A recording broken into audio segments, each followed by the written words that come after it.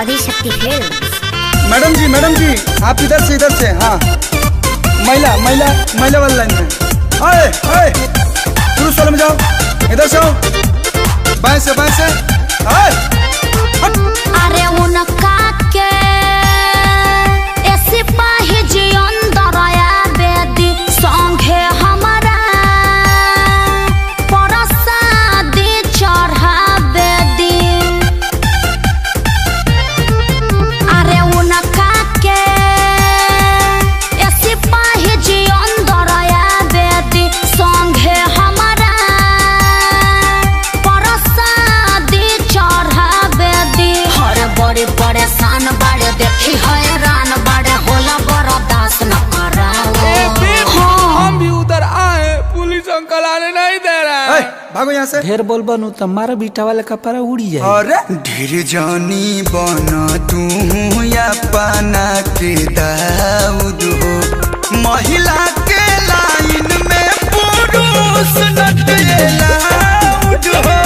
ढेर जानी बना तू या पाना के दाऊद हो, महिला के लाइन में पुरुष नटलाउड हो।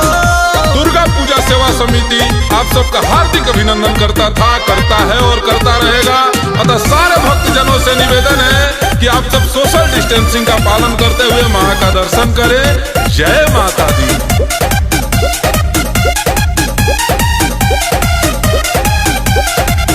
भखले बानी भारा उनका संग ही नरियर फोरे के देखी हो देखाड़ बाड़े 5 बजे भोरे से।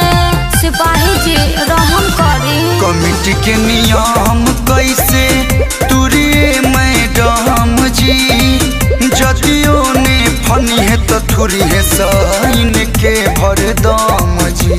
मुँह लटकैले बाड़े रोआ के गिरैले बाड़े देखी होने मारा तारे राउड। बेबी अब हम फान रहे हैं। बात से नीचे उतरो नहीं तो धसोर देंगे, गिर जाओ। तंग करबा तो छोलवा के रास्ता फेंक देम देहिया पर। ढेर जानी बना तू या पाना के दाऊद हो, महिला के लाइन में। अरे ढेर जानी बना तू या पाना के दाऊद हो, महिला के लाइन में पुरुष नटलाउड हो। अब पिचकिया अरे रिटायर करैबा काहे प्यास।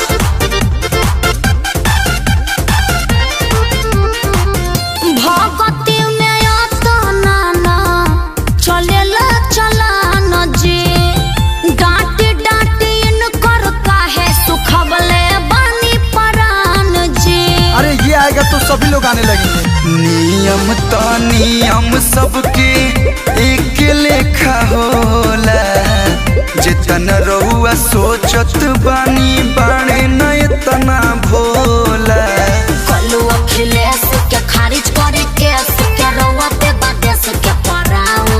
अरे सर आप इतने बड़े हो कि क्या लफड़ा में पड़े, आने दीजिए उनको। जाने दीजिए ना अंकल। अच्छा सुनो, ओढ़नी ओढ़ के नारियल चढ़ा लो।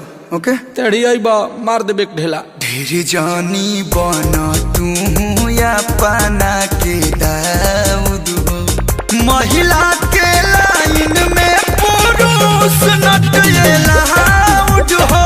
ढेर जानी बना तू अपना के दाऊद हो, महिला के लाइन में पुरुष नटलाउड हो। ओए लाइन से जाओ और दर्शन करो।